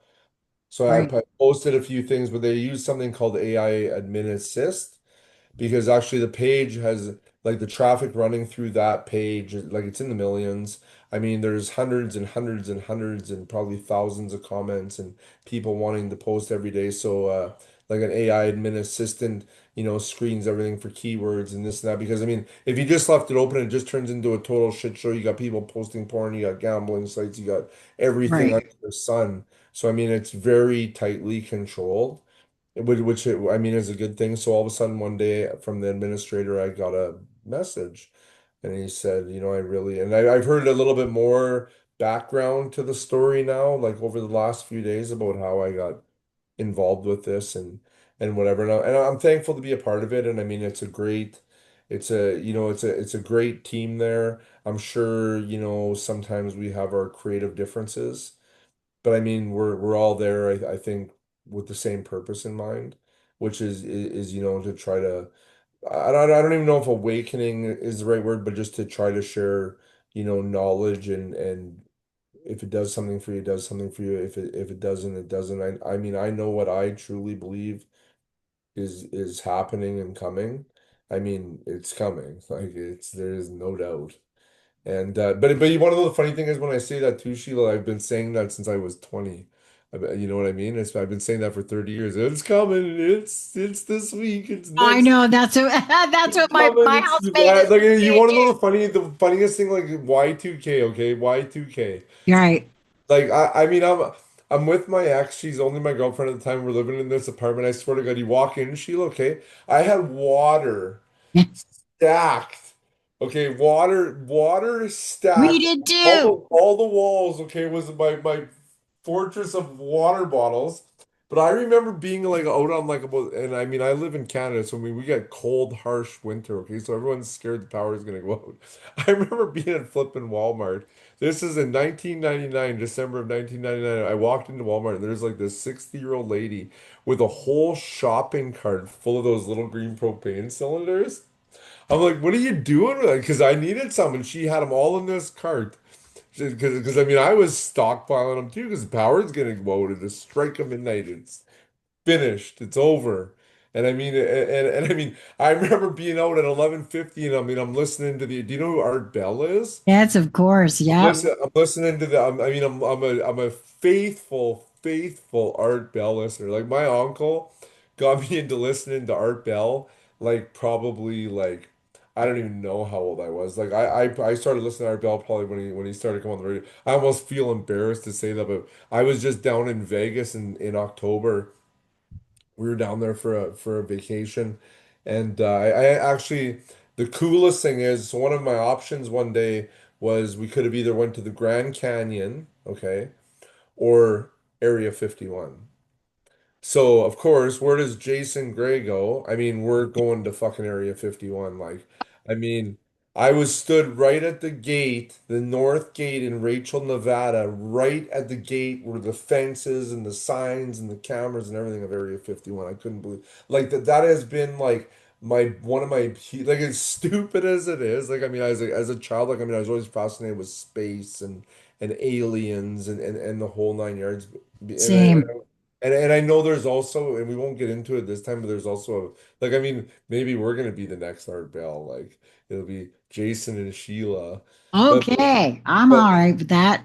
but I mean to stand there and I mean and to listen to this stuff like as a child and to actually like have the opportunity and I mean it's not really a huge thing probably for most, but I mean I don't have all these unnecessary means to travel and whatever. And I mean, it's a once in a lifetime for me to go there, like to turn onto the extraterrestrial highway. And I mean, to be in Rachel, Nevada, like the little alien cafe. And I mean, to be at Area 51, like, Right. it's all about like, I mean, just seeing all this alien stuff around there and whatever it was really it was an incredible experience like for me to go there. But back to the group there quickly was so I get a message from an admin. I'd submitted a couple so I just finished my book and I said I was pretty much done writing. Like I'm done. Like it's I don't want to do this anymore. It's just it takes way too much out of me. And I said, so I'm done. And then about a month or two went by and I don't know, it's still happening. And it never shuts off. Like it shuts off sometimes, but I mean for the most part it's just always going. And but I mean now I'm at the point that I can kind of turn it off. And you know what I'm talking about, I'm sure. Right. Like Right. I can kind of turn it off, but if I want it on, I can turn it on like and I can adjust the speed, I can adjust the volume, I can adjust the color, I mean I can adjust the vertical hold, I can adjust. So I mean which is kind of interesting, but one of the admins reached out to me and he says, "Hey, would you like to be a moderator of this Facebook group?" And I noticed some of your posts and whatever, and I kind of hawed about it, and he says, and then he said to me too that, you know, it basically gives me like free reign of my post, not having to go through AI admin assistance and I can just post whatever I want basically. I can free agency to post. And I mean and I gave it some thought and I thought to myself, you know, like maybe this is the time. Like this is the time where I show the world who I am. So And I do have one question. The book that you showed me, That is something completely different from the posts that you've Well, got in. I mean, it's basically like the prequel almost. Like That's what I thought. almost like Right. Star Wars one, Star Wars the Empire Strikes You're Back, killing me. Jedi. You're killing me with that. I can't the synchronicities between us. I was just telling my housemate that I just yesterday recorded I got the nudge to record a whole bunch of stuff about the way. The And Force. well, but we were also nudged in this household to watch the Star Wars stuff in timeline order because on Disney there you can watch it in order of linear order, not how it was released. Yeah. And right now, I just the other day we started the Mandalorian, and the Mandalorians talk about the way. And that's the synchronicity for me. Just another There's of no such many. things as synchronicity. No, there's no such thing as coincidence. There's only synchronicity. And for Well, me, I've gone into some pretty, I don't know if you've been really like over the last little while, like I've gone into some pretty deep and mysterious places. Because I mean, I'm the kind of person if you notice when you read a lot of people's writing, they're always in the physical 3D world. And I mean, the biggest question that I always had, and it was funny because when I did the codex over, I guess around a year ago or whatever, the one, well, I guess kind of the one was, I wanted to go past, you know, in the beginning was the I am. Because nobody can really seem to get past that point. They think that's like the beginning point of everything. And it was funny because I was having a conversation with my oldest son one day and he said he didn't believe in God. And I mean, I don't, I guess, I mean, I really don't believe in God either. Well, like, I mean, I don't, that's not the right term. Like, I can't say that. Like, I mean, there's obviously something. well, I understand what you mean though, There's because obviously something. But what I said to my son was, I said, from our limited human perception, I said, in order for something to exist in the 3D realm that we're living in, right? A thought is required to bring that thought into fruition. Like for us, for example, I'll use this as an example. Your mom and dad and my mom and dad had to think to jump into bed together one night, okay? And that's the right. end result of that is us. That microphone I'm looking at on your screen in your bed in your room in your house and your drapes and everything.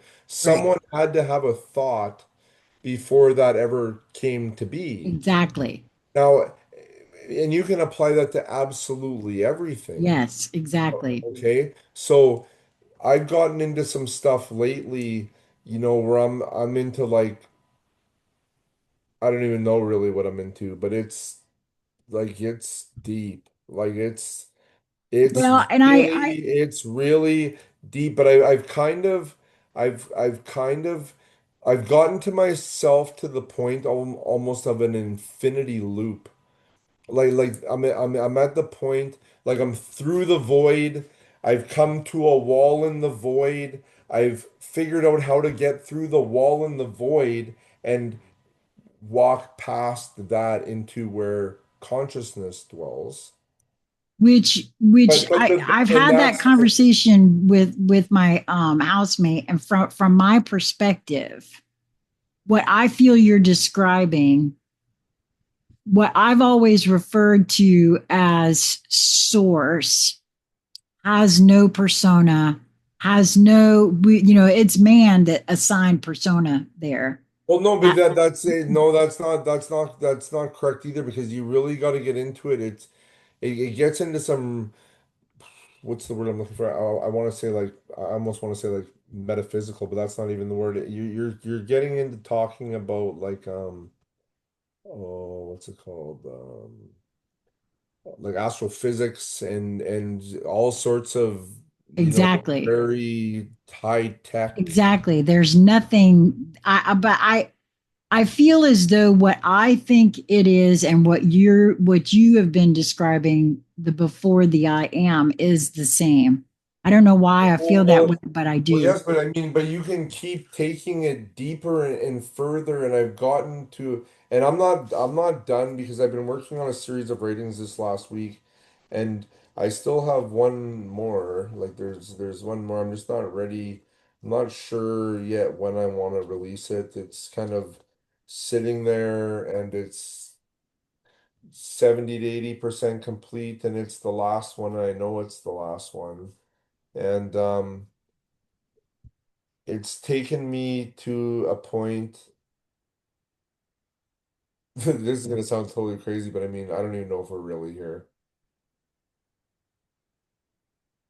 Oh, really? Uh, I mean, we are. I mean, here we are talking. That's right. I mean, here we are talking, but I've gotten into this lots of times too, and I've talked about some friends that like our eyes, for example, right? When you close your eyes, like you see nothing, you see darkness, right? But you Right. open them, and all of a sudden everything comes alive.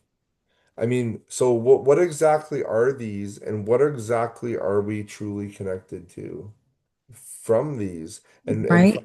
these and touch and our senses, like what guides us and what guides everything, the animal kingdom and the human kingdom and every kingdom in between, and I mean all the craziness and everything like there's got to be an underlying thing, but then I get to this point where I ask myself the question, because with our limited human perception, where we think it requires thought in order to create, right? We can agree with that, right? But Right. but that assigns like a name and a value and brings it into the almost like try to bring it into the material when there's nothing into the material realm or the 3D or whatever you want to call it. But I mean, what created the thought? Well, no, that's just it, isn't And it? then that's when I get myself into the infinity loop. And if you look at some of my latest writings, like it's a lot. And I've had some people reach out to me about them and whatever, and they're very curious about a few things. And I mean, where this stuff's coming from, some of this stuff, like I mean, I'm reading it and I mean it kind of makes sense. I can identify with it a little bit. But I mean, this is the stuff that is coming out of me and through me that in 6 months from now or a year from now what do you call it, integration or whatever, something will transpire which will make it make more sense. And I'll just be like, okay, holy shit. Like even for me, like when I'm working and doing what I do, I mean when I'm like, I mean, here's my notes right now from just this conversation. Okay. So I I'm gotcha. right. Yeah, So I mean, see there goes my mind. So I know it's getting time to go to bed soon. I mean, I've been up since 5 o'clock this morning, and I'm probably like I'm I half gotcha. halfway there. Well, I don't want to keep you to the point where you won't come back and have Oh more no, no, conversations with me. I'll No. definitely no, I'll definitely come back because Okay, good. there's Good. there's still a lot to talk about because I mean I guess there's kind of, I mean, I don't know whether anyone wants to hear this or just you want to hear it, but I mean I've had some people seriously question my authenticity, and I'll tell you this, I'm as real as it gets. I'm as real as it gets. Well, you know You what? can I don't worry about you can those put folks me, no, because no, I don't worry about those folks either. I don't worry about them, but I just want to state on the record, I'm as real as it gets. I'm as real as it gets. And I like to see, I mean, I'm not putting myself on some high pedestal or anything like that because that's not me. That's not what I'm about or whatever. oh, I But, understand. but I'll tell you this, I'm as real as it gets, and I'll just leave it at that. And you know what? Lots of people, I'm not, I'm either you love me or you hate me. Yeah, There's no, no, I know that there's feeling too. no middle ground with me. You either No, love me or you hate me, and I don't care either way which that's right. I don't care because That's another I thing am we have in me. common, I Jason. am me, and I will treat you with the same respect the same kindness, the same love, the same compassion, the same anything as you treat me, I will treat you equal in return. If you want fire with Jason, Jason has fire too. He has lots of fire, and he usually has more fire. So I mean, I'm just saying. No, Right. that's not true. I'm a very peaceful, I'm a very peaceful person.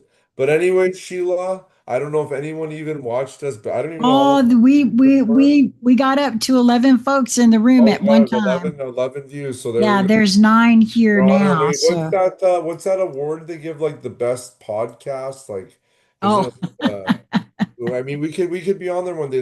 I'll tell you this about all of this. It all starts with the day the person picks up one of these, or the day the person gets in front of that camera, in front of one of those microphones, because everyone starts at the same place, that's and right. everyone starts at the same place. And I mean, Well, Sheila, I've never made any secret of this. The whole point of what I do here is for me. yeah, This is for me.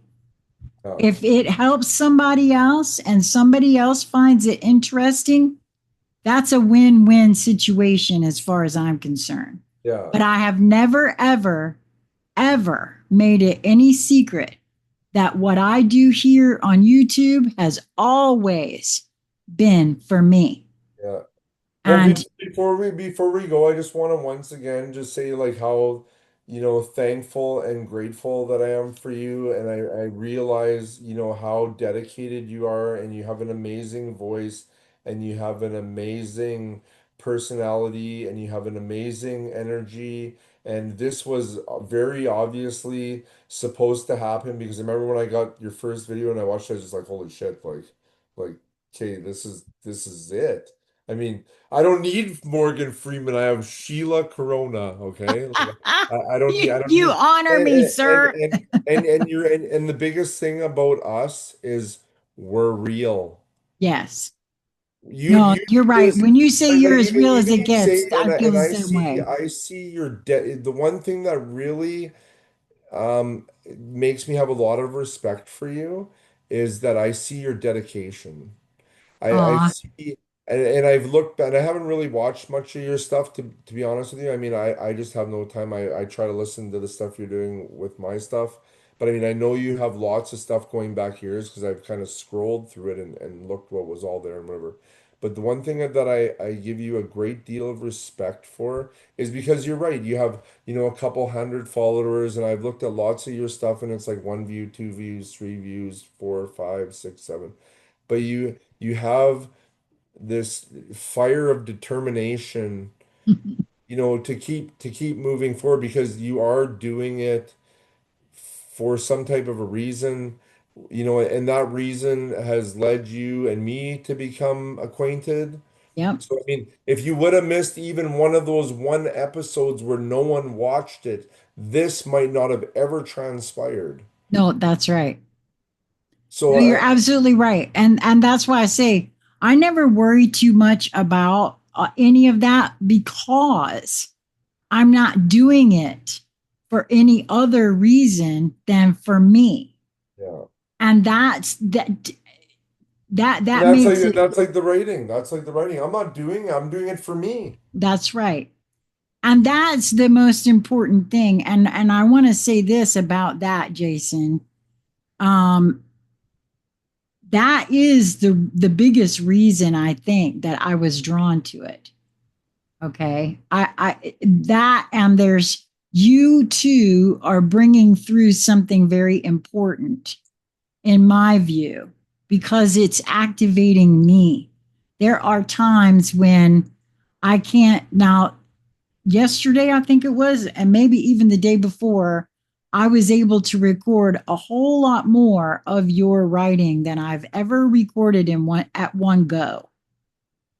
And so that also tells me that there were things in some of the other writing that I had to integrate because there's been times where I just can't, I cannot, Yeah. I Yeah. I just know. cannot.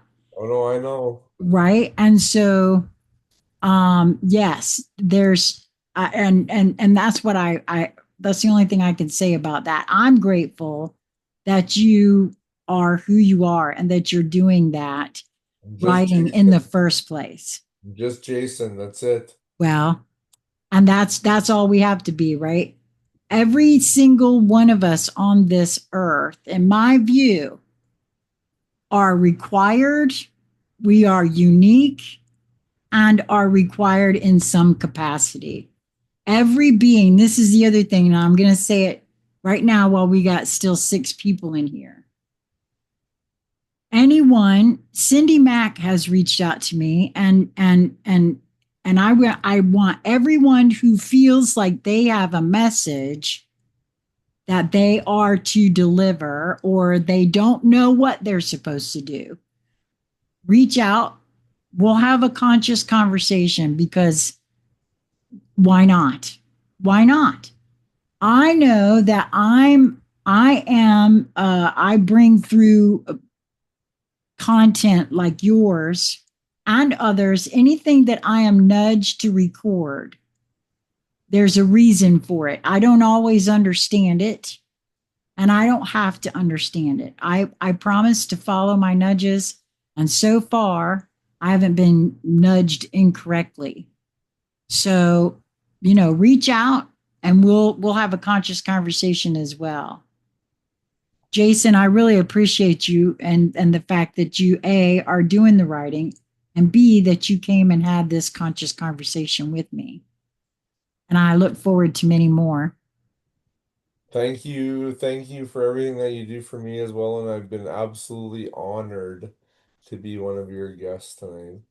Well, and I'm going to, in the show more section of this video, in the description, I'm also going to place a link to the Ancient Order of the Hermetics, where you can read Jason's work without listening to my videos because I can only record so many in a day. And there are lots of his work there that you can, if you feel so nudged to do so, that way you can find his work and read it in that group. It is a public group, but you will have to join.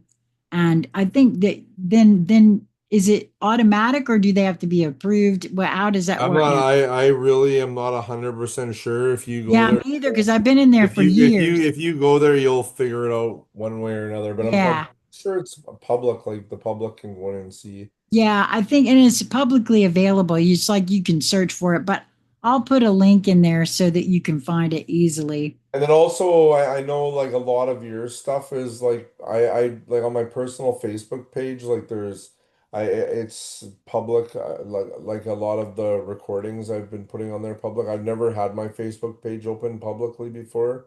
So I mean, I put a few writings up on there too, and I've been kind of tossing around a few ideas about that as well, but that's for another day and another thought. I gotta close my eyes here right away. I know. Sheila, I'm gonna run. Okay. Mwah. And So much. I just want to say once again, thank you very much. And to anyone that's tuned in and listened to us tonight, thank you. This has been it's been great. My heart was pounding out of my chest in the beginning, and I think if we continue to do stuff like this, I don't know what we can talk about next, like aliens or wherever we want to go, We but can go anywhere you want to go. That's the we'll beauty. we'll see. We'll definitely see what happens. But I was gonna tell you one more thing, and then I'm really going. So Sure. when I was in Las Absolutely. Vegas, and my next trip that I do to Las Vegas, if I am ever fortunate enough to be there again, I've been there a few times now in my 50 years. I'd love to go back. I didn't. I do.